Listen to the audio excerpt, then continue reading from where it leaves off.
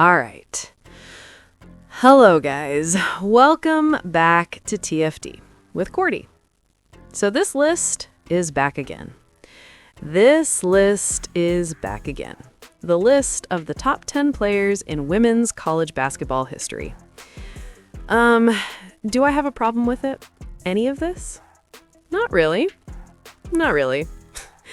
I think maybe you could argue Brittany Griner over Maya Moore. Brittany Griner was so good. Brittany Griner still is the greatest WNBA prospect ever. Let's be honest. There were semi-serious conversations about drafting her to the NBA. That is how good Brittany Griner was coming out of Baylor. It is not even funny. I think Brittany Griner being higher than 7 is one of those things. And I think Asia Wilson, I don't know. She did put South Carolina on the map, but her team was stacked. I think maybe not having Cheryl Swoops top 10 is a tough one. It's really tough because it's for me, there's a very clear top 2. And then after that, it becomes really tricky because look, the top 2 should be obvious, where it's you've got one person who stayed at their hometown team and reached heights that no other player. If you swapped them into the situation Caitlin Clark was in, does what Caitlin Clark does. And I know nobody would. We all know that. If we're being completely honest here, nobody would. There is nobody on this list you could put into what Caitlin Clark did at Iowa with the players she had around her. If you want to make the argument that Caitlin Clark, she couldn't be put on a UConn team and succeed because she needs to be kind of the guy. We saw in Team USA she can't be good doing that. But she's the biggest floor raiser. I think Caitlin Clark is the greatest floor raiser in the history of women's basketball, just because of how she can impact the game on the offensive end. I think she's the greatest floor raiser, and that's not the greatest player, but I think she's the greatest floor raiser, and no doubt about that. All the records, everything. I think, in my opinion, the back-to-back championship games in a vacuum are more impressive. What she did over the totality of her career. And this is why I hate just not even accolade chasing, just accolade listing. Because if we're being completely real here, had Caitlin Clark won in 2023, and by the way, 2023 was a weird game, Iowa could have won that game. Iowa had a great chance of winning that game. Caitlin ran out of steam a little bit. Sonano got in foul trouble. Oh, Gabby Marshall just isn't very good. There was a lot of kind of issues there. And then, what was it? Was it Carson just lit them up off the bench? That happens. And it was one of those weird games where it was Angel Reese didn't even play particularly well. She wasn't bad, but that still was enough to win that game. I think Iowa left that one behind them. Absolutely. But, I still think it was more impressive. Let's just say hypothetically, had they won in 2023 and then lost in 2024, that would have been less impressive than what she did in 2024. I still think everyone saw the 2023 run. People don't understand how good that LSU team was. I understand that LSU team had a few hiccups chemistry-wise. They added Anissa Morrow, Haley Van Lith, and Michaela Williams to a championship-winning team. That was a scary team. And Flaja Johnson improved. That was a scary LSU team who could have won it all. And then she goes and plays UConn, who everyone's oh, they only had 7 healthy players. Man, Iowa only played 7 players too. The difference was UConn had 7 WNBA-level players. Iowa had 1, maybe 1.7.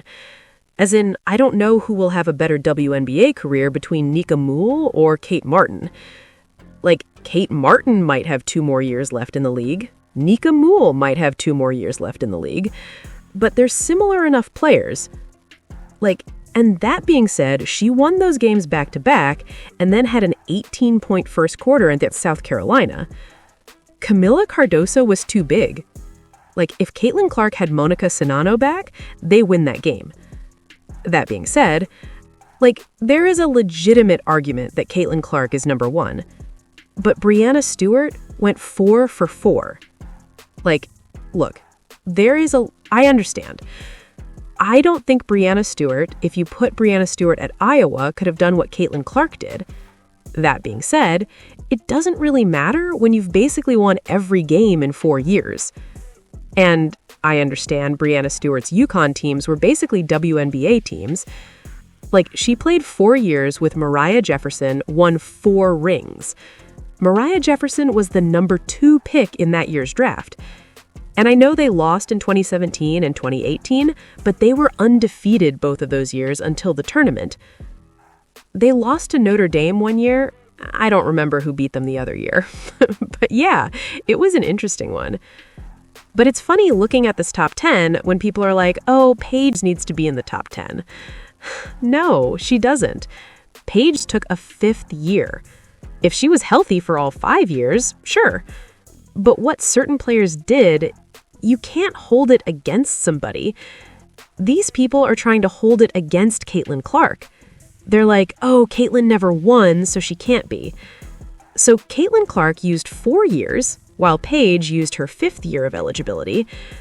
Let's say, hypothetically, Caitlin Clark used her 5th year and decided to ring chase. She could say, I'm a hero in Iowa, I'm going to ring chase. Maybe go to UCLA and play with Lauren Betts.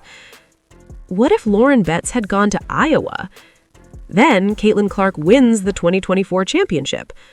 Through no fault of her own, the narrative changes.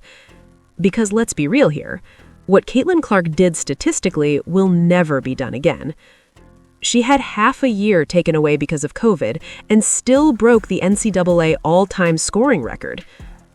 And yeah, Pistol Pete Maravich did it in fewer years, but still. This is the thing. There are 2 ways of looking at this. Breanna Stewart was the greatest winner. Caitlin Clark did the most with the least. And if you want to say, what about Kelsey Plum? She didn't have nearly the same success. Sabrina Ionescu, people might say she could have won at Oregon, but people don't understand how good that 2020 Oregon team was. Satu Sabali, Naira Sabali, Sedona Prince, Sabrina Ionescu, Oregon was loaded. Holly Winterburn might have been there as well. That roster had 5 WNBA players, including multiple All-Stars. They were so good. All right, but, yeah. It is just one of those things where it's oh, number 1 player on the list for a reason. 99% relevance that exists. As someone who hates Iowa, CC being number 1 is not close. How is Clark not number 1? Caitlin is becoming overrated? All-time women's college basketball player? You know what? I get it. This is AI. And who the are these people? Who are these people? Genuinely, who are these people? None of these even look remotely like Aja Wisson. That kind of looks like Maya Moore. Brittany Griner and Brittany Griner are 7 and 8. I don't know who that is for Candace Parker. Is Cheryl Miller or Cheryl Swoops? You can kind of make out that's Caitlin Clark, kind of. I don't know who that is instead of Diana Taurasi.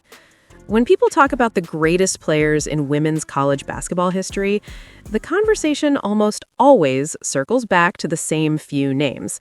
But there's also a new name starting to enter that discussion, and that's Sarah Strong. Now, obviously, it's way too early to crown anyone the greatest ever, but the potential is there. And the interesting part is that her situation is going to be very different from the one that Breanna Stewart had during her legendary run with the UConn Huskies women's basketball. Stewart went 4 for 4 in national championships. That's one of the most incredible achievements in college basketball history. But it's also true that those UConn teams were absolutely loaded with talent every single year. The roster was stacked with future pros, All-Americans, and players who went on to the WNBA. Sarah Strong probably isn't walking into that same situation. College basketball has changed a lot. Recruiting has changed. The transfer portal has changed how teams are built. And UConn isn't pulling in every single top recruit in the country the way that used to. In fact, a lot of elite prospects are spreading out to different programs now, instead of all stacking on one roster. So if Sarah Strong somehow managed to go 4 for 4 in championships the way Stewart did, but with less help around her, that would be a completely different conversation. And that's why some people think her long-term ceiling could be incredibly high. In terms of pure basketball ability, Strong is one of the most complete prospects we've seen in years. She might not have the same box office style that Caitlin Clark had, because Clark was a once-in-a-generation offensive show, but Strong has the type of skill set that fits into almost any system.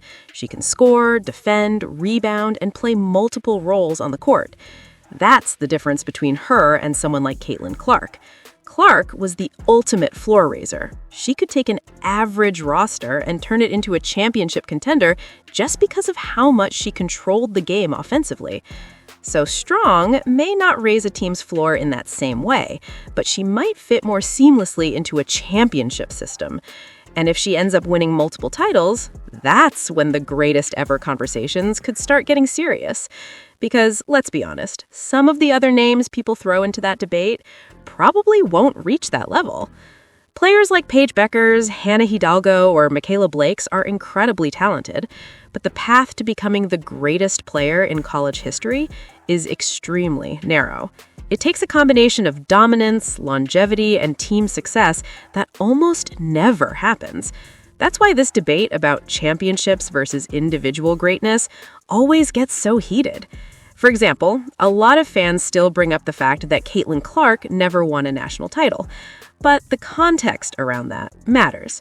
Clark stayed at Iowa Hawkeyes women's basketball and carried that program to back-to-back national championship games. If she had transferred to a powerhouse like UConn for her final season just to chase a ring, the narrative around her career would probably look very different. Imagine if Clark had played alongside stars like Aaliyah Edwards or Nika Moole during those years. Suddenly, the roster looks completely different, and maybe the championship results change too. But that's the reality of college basketball. Championships often depend on roster construction, recruiting cycles, and timing, just as much as individual greatness. That's why when people make top 10 players ever lists, it's important to remember what the question actually is. It's not the top 10 players who went to UConn. It's not the top 10 players who played with 10 future WNBA teammates. It's simply the top 10 players. And when you watch the games, not just the box scores, you can usually tell who those players are. That's why the debate between players like Breanna Stewart and Caitlin Clark is so fascinating. One dominated with championships, the other elevated an entire program almost by herself. And now, with someone like Sarah Strong entering the picture, the next chapter of that debate might just be getting started. Tell me what you think. Don't forget, like and subscribe.